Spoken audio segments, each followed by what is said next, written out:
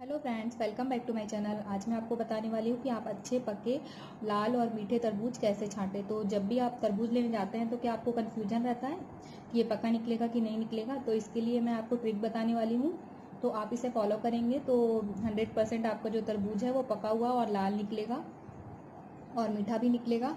तो इसके लिए पहली ट्रिक ये है कि आप तरबूज के किसी भी साइड देखेंगे तो आपको इस प्रकार का निशान मिलेगा, और ये निशान जितना ज़्यादा गाढ़ा होगा तरबूज, इसका मतलब है कि तरबूज आपका उतना ज़्यादा पका होगा और मीठा होगा। तो इस निशान का मतलब ये होता है कि जो तरबूज होता है वो यहाँ से ज़मीन के टच में रहता है। तो जितना ज़्यादा टच में रहता है उतना ज़्यादा ये निशान होता है, और ये निशान है तो इसका मतलब ये है कि तरबूज को जल्दी निकाल लिया गया है और तरबूज जो है वो कच्चा है। और दूसरी ध्यान में रखने वाली बात यह है कि आप जब भी लेने जाते हैं तरबूज तो इसका स्टेम ज़रूर चेक करें एक बार। अगर स्टेम जो है वो सूखा हुआ मिले तो इसका मतलब तरबूज जो है वो पका हुआ है, और स्टेम हरा हो तो इसका मतलब तरबूज अंदर से कच्चा होगा।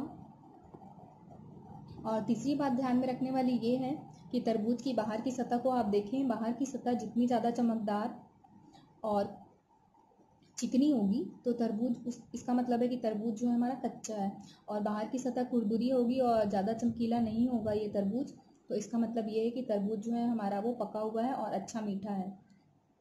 और बात चेक करने वाली बात ये है कि आप तरबूज को उठाकर देखें तो अच्छा पका हुआ तरबूज जो होता है उसमें पानी की मात्रा ज़्यादा होती है कच्चे तरबूज से, तो इसलिए वो ज़्यादा भारी होगा। तो दो एक ही साइज के तरबूज आप लेकर देखें, जो ज़्यादा भारी हो आपको लगे उसी उसी को आप लें। और इसके बाद एक ट्रिक ये है कि आप इसे इस प्रकार से ठोक कर देखें, और जिस तरबूज से ज़्यादा आवाज़ आती है तो इसका मतलब वो पका हुआ तरबूज है। तो कच्चे तरबूज की अपेक्षा पका हुआ तरबूज ज़्यादा आवाज़ करता है, और आवाज़ कम आती है तो इसका मतलब तरबूज जो है हमारा कच्चा है।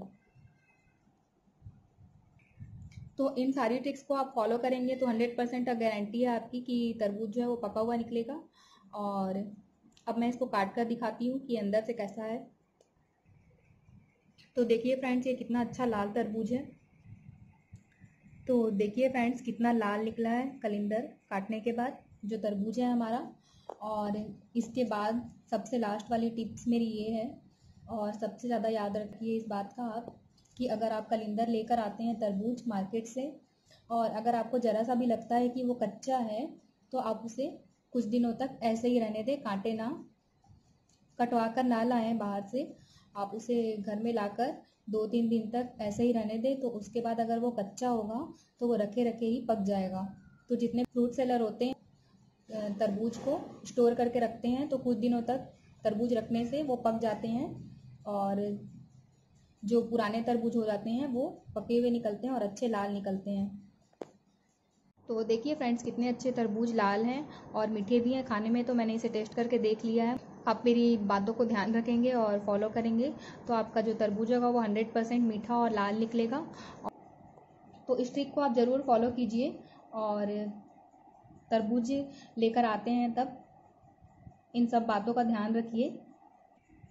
और अगर मेरी वीडियो आपको अच्छी लगे तो लाइक शेयर और सब्सक्राइब कीजिए। मैं आपसे मिलती हूँ अगले वीडियो पर। Okay, bye friend.